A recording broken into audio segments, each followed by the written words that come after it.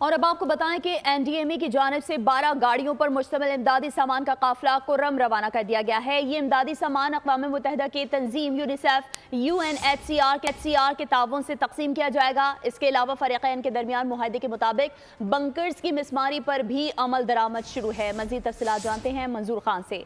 मंजूर, बताइए। बिल्कुल पर मुश्तमिल एनडीएमए की तरफ से जो इमदादी काफ़िला था वो टल से कुरम की तरफ रवाना हो चुकी है। इस काफ़िले में क्या क्या चीज़ें शामिल थी, इस वक्त हमारे साथ डिप्टी कमिश्नर हंगू गोहरजमान वज़ीर साहब मौजूद हैं। उनके साथ बात करेंगे कि एनडीएमए की जो काफ़िला रवाना किया गया है उनमें क्या क्या अशिया शामिल हैं, इसके हवाले से उनका क्या कहना है। हमें 12 ट्रक्स का सामान मिला है एनडीएमए की जानिब से, जो कल रात शाम के टाइम पहुंच गया टल कैंट।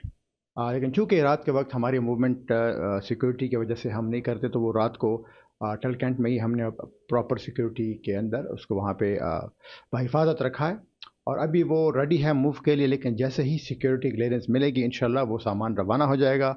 इस सामान में ज़्यादातर हम उसको कहते हैं NFIs, नॉन फूड आइटम्स, जो कि एनडीएमए और पीडीएमए की एक टर्म है। इसमें टेंट्स होते हैं, फोम्स, कंबल, रज़ाइयाँ और उसके अलावा और ऐसे इस्तेमाल की चीज़ें, kitchen sets, hygiene sets.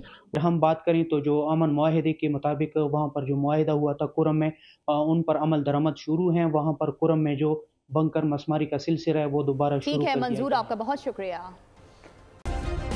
Subscribe करें और बेल दबाएं ताकि कोई खबर रह न जाए।